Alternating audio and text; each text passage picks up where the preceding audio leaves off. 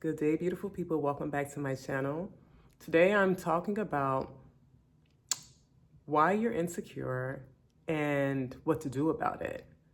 And this is not to point a finger in terms of being insecure, but many people in the real reality of it all walk with insecurities. Some people mask it better than others, and some of us suffer a lot with it. So I really want to talk about where that comes from and really some tips on how to really start to heal that part of you that keeps you from not really being able to be as happy as you could, because who can feel really as happy as they would like if they're sitting in a large portion of insecurity? It's a very limiting state of being to be in. So I want to talk about how we can move past that. But first comes with a little bit of knowledge of where it comes from. And one of the things that really has always been so interesting to me, and I think could be pretty either maybe even feel a little self-defeating to some people, is how much our past can still be impacting us today. Because you can do so many things that you think are really correcting the pains of the past. And when you see that it's still showing up, it's like, well, what was the purpose of all the things that I've done? But what I would say is when it comes to wounds and emotional wounds that you might be dealing with, particularly those that come from early on in your life, childhood, oftentimes when we're trying to correct that, we're doing it with superficial things. So what we're talking about here is really being able to get to the real core, the real meat of an issue, and be able to then address that, and move forward after doing that. And so, yeah, being in childhood and experiencing a lot of dynamics, it is what is setting a foundation for who you see yourself as, how you see the world, and how you relate to other people. And many of us don't recognize that gets carried with us into our adult life. And for some people, they leave this life not really having had the opportunity to deal with that. But it really can bring up a lot of pain that people live with even secretly. So, I want to really talk about how to start navigating that, because many of us live with this. I've definitely lived with this. And two particular instances where I really realized how much my past impacted me as an adult. I knew I walked with insecurity, but I remember being in this collaboration that I was doing, and it was a conversation and a little bit of a confrontation that I had with this person that really brought up some stuff in me. And this was maybe 5 years ago when I was seeing a therapist at that time. And when I was talking with the therapist, dissecting that whole situation, I realized in that conversation how much this came from some past childhood experiences and what I still carry, what I defined myself from those experiences in my childhood. And it came out in that confrontation, and it knocked me off my feet for a minute. It really caused me to feel like I had a setback with depression and just like some shame that was there as well. And I also remember being at a point in life where it's like, no matter how much education I've gotten, no matter how many great professional experiences I've had, that insecurity was right there with me, and it would peek its head out in certain challenges or opportunities for growth. It would peek its head out, and it really did limit my experiences. Even though I was progressing in some ways, my growth could have been so much more, because I still functioned and walked in a place that was very limiting. And the awareness of that was just like, wow. And then even in relationships, growing up in a home where there was a lot of dysfunction, there was some dysfunction in the home I grew up in. And going on into my own personal relationships in my marriage, not to knock my ex-husband is a good person, but in that relationship, there were a lot of things that really, when it was pointed out to me, a lot of the things that I determined I would never accept, seeing what I saw in my childhood, it still became a part of my relationship as an adult. And that also was so, it hurt, in all honesty. And so some of these things that we think about and reflect on, it can hurt, but it's not to be afraid of being hurt and being able to address that emotion so that you can move forward. So that is what we're going to do. We're going to really talk about this thing, insecurity, that many of us deal with and try to hide and try to camouflage in so many different ways. Let's talk about it. So when I'm talking about emotional wounds in this situation, I'm really talking about those situations that you've dealt with in the past where you didn't feel acknowledged, you didn't feel loved, you didn't feel valued, you didn't feel accepted in some type of way. And again, many of us have experienced that and have lived with that pain. It can even feel like shame that you take into your day-to-day experience. And so what happens is when you haven't received that in that past and in that foundation, what are the beliefs that you started to have about yourself based on the people outside of you who you should have gotten that from, especially when we're talking about caregivers, parents, or whoever that guardian was that was there, siblings, whoever it was, that you had these encounters with on a regular basis where this message was constantly being reinforced in one way. What is the way that that younger version of you who wasn't mature enough to be able to give a broader perspective on what was happening then, what did that person start to tell themselves about their existence and about who they were? What is it that you told yourself and started to believe based on what someone else was projecting onto you? So that becomes a large portion of where these beliefs start and the specifics of the belief, because the beliefs are different for different people in the way that it presents. So it starts there, and really thinking about that for yourself. What were the experiences that you had where you didn't feel loved, acknowledged, accepted, embraced, you didn't feel like you were enough? Where did that start for you? And what are the beliefs that really started to get solidified in you based off of that? And then we look into how you then functioned based off of those beliefs. And so let's be a little bit more specific about some of these examples. Some of these could be being in a space where you're not acknowledged or recognized.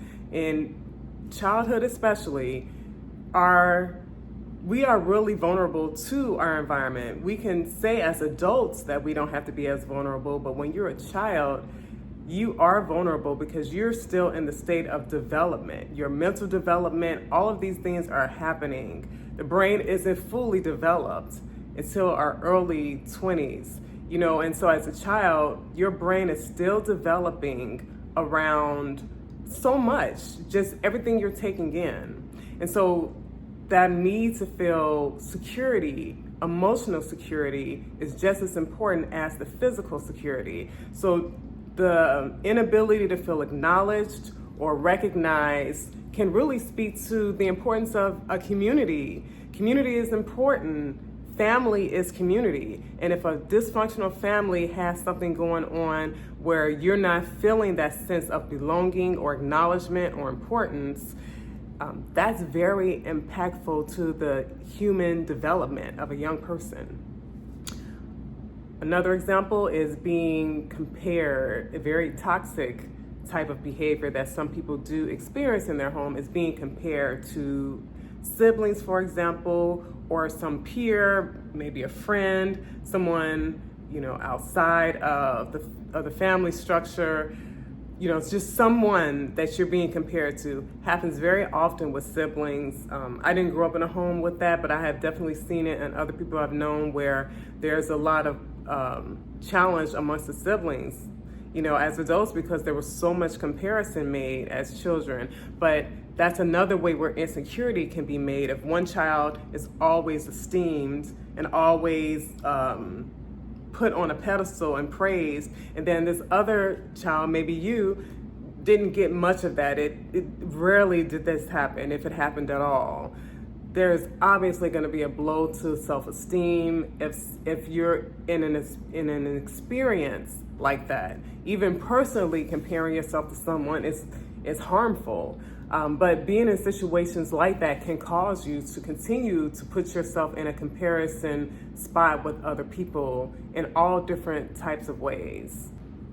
And personally, I remember when I did get on the borderline of doing this with my son, he had a friend that we just really loved because he was very athletic. He, was into these sports. He persevered in all of them. I even think now he may have gotten a scholarship off to college because of the sports he played.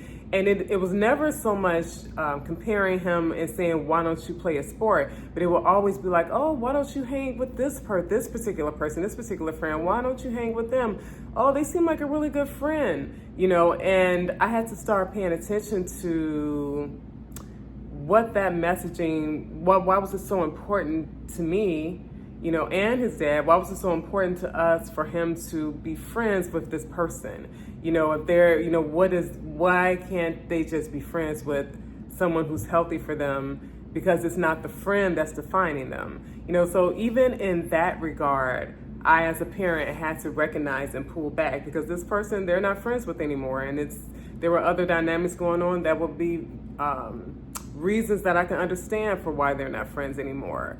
But when you're in your mind comparing someone else to someone, there can still be a message behind that is saying something. So just for the parents, just a little quick tip, be mindful of that. Also, another way that this can come out in childhood is being shamed often. Always being shamed for something you do. If you make a mistake, you're being shamed. If you don't do things the way someone feels that you should have, there's some shame behind what you do. Or even if someone is manipulating or violating you in some type of way, and they try and control you by making you feel shame as if you're the one who really caused the problem, or you're the blame, when really it's them. But as a child, again, we don't necessarily have the capacity to be able to, in a mature way, be able to say, this isn't true. It's what children are, sometimes are manipulated so easily because, there's an innocence that we are coming from as children, and violators are manipulating that. And shame is a big one that can be projected onto you as a child, and that shame, you can walk with it for all of your life, feeling like, if someone knew this thing about you, that it would really impact how you're seen or perceived. And the last one I'm mentioning, even though there could be many more, is only receiving attention when you perform well. Only receiving attention as a child if you're doing something that gets you attention, and you're not being embraced just simply for being. This causes so much in terms of continuing to need to do and do and do, thinking that that's where your value comes from. When we're here because we're valuable, we're here because we have an importance, a reason for being here. And it's not, it's that being that's important before anything else that we do. Just the essence of who we are is something that gets lost for so many of us, and it causes us to be overachievers in many situations. All right, so we've talked about how this can start in childhood, but the real connection to that in addition is, how is that now showing up in adulthood? And so it's two ways that I really want to bring up, two ends of the spectrum on how this can impact how you are today. And one of them is by shrinking. When some people feel insecure, they shrink. They shrink for several reasons. I know some people don't want to have attention on them because to have that attention means the risk of those same hurtful behaviors being projected onto them. So there could be a shrinking with the fear that you'll be judged or criticized in some type of way. Shrinking can also be because you don't feel good enough. You feel like if you make a mistake, it's going to validate all of these negative thoughts that you have about yourself, or all of these thoughts that were put upon you by other people in the past. So shrinking is a way to avoid being seen, to avoid the ridicule that, you feel like you received in your past, or that you did receive in your past. It's a way to avoid that. But imagine how much this impacts your ability to move forward and thrive in life. There could be this deep part of you that really would love to be seen and adorned, and then that's okay. But the fear is that that's not what's going to happen. It's going to be the same situations that you experienced in the past. So there's the shrinking aspect, and then it's the person who overachieves, overperforms, because you're running from this idea of failure, because to fail at something would mean that all of the negative beliefs that you've had, that have been placed on you, that you now believe are true. So it's performing and overperforming, staying ahead of everyone else to prove your existence matters, to prove that you have a purpose and that you're needed and that you can help someone else. But the thing about that is it's exhausting. It can really lead to burnout. It can really lead to so many negative health outcomes. Stress, the stress of constantly going, the stress of not being able to just be. And the fact of the matter is, regardless of which side of the spectrum you come from with that, if you're shrinking in situations or if you're overperforming, you're constantly feeling like you're not good enough. And that really brings on a lot of depression, lack of joy, and lack of being able to just be present with people who will just accept you for who you are in your beingness. And as a result of that, in so many capacities of life, you end up receiving less than in relationships, and these could be your friendships, it could be your romantic relationships, it could be your relationships at work, that you end up tolerating things that are not to your best advantage because either you don't feel worthy and don't want to speak up, and don't feel like you have a voice, or you don't want to lose the validation that you're already getting in those ways that you perform to get what you want. So someone wants you to do more, and then you'll do more, because you don't want to lose the ways that you've been validated, because validation means so much to you, because it's been a way to cope with feeling insecure. So either way is pretty exhausting.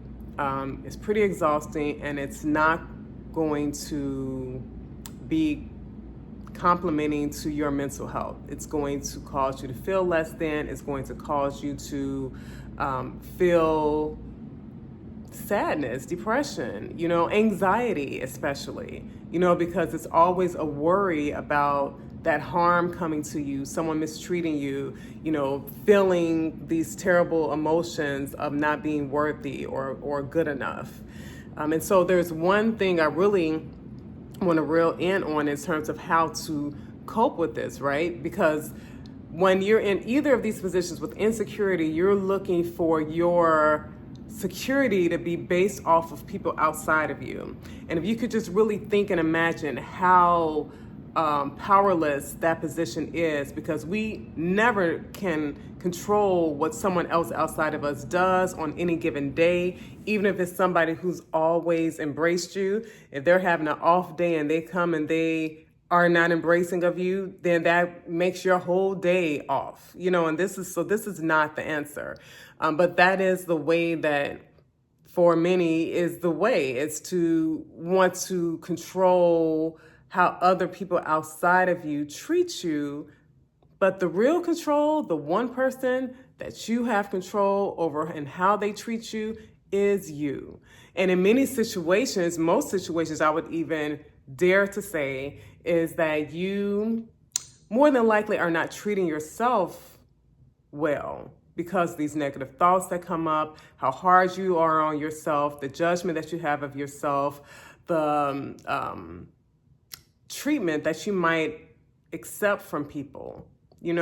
These are all things that are indicative of how much you feel for yourself. So the things that you want to get from other people, the first real thing is to give this to yourself. No one really is going to give you they're not going to give you more than what you really feel you deserve within yourself. And so if you really want to receive love, acceptance, adoration, validation, this is something for you to create in yourself first. And one of the ways to do that is to really sit with yourself when you have just some downtime and really write down what would that look like for you. To be loved, what would that look like? To be accepted, to be valued. Like, write down some examples of what types of behavior would make you feel that. And then think of ways that you can give this to yourself. How can you love on yourself more? That might look like the certain things that you accept from other people you wouldn't accept in these moments, while you're practicing this. When it comes to validation, what is the negative self-talk that you have when you make a mistake? So it's, okay, I have an awareness of this, so I'm going to start challenging these negative thoughts with something that I would love to hear from someone else. I'm going to give this to myself first. Self-respect. Self-respect goes back to what it is you're going to accept from other people, is a way to start respecting yourself more, and giving yourself respect, doing some things for you that you feel are respectful. And sometimes that's going to be losing some relationships where it's not respectful. These things are a process, right? I'm not saying that you write down this list and tomorrow you're doing all these things, but there's an awareness. And it's also an importance to not be overly self-aware, because that overly self-aware about the things that we're doing wrong can just be another way that you start to judge yourself and be hard on yourself and be strict on yourself. The awareness of what has impacted you is important, but it's an awareness like, oh, okay, I get it. These things impacted me in this way. Where I would want even more self-awareness to be placed is when you start incorporating these things to see what makes you feel good, to have a lot of awareness there, to give that awareness to what really makes you feel valuable, what makes you feel like you could, lift your head up, stick your chest out, feel more confident, like looking at those things with self-awareness more than the negative. We need to look at the things that have happened in the past so that you can know where something's coming from, the root. But once we've done that, we want to put more awareness into what makes us grow, what makes us feel sad, what makes us not feel good enough, but what does make us feel these things. And you want to then look at the things where you have the control over it. Because if it goes right back to, oh, when these people give me compliments, I feel this thing. Okay, everyone likes to be admired, but that shouldn't be like the driving force, because that puts you back in a loop. It puts you back in those patterns. We're talking about what you give yourself.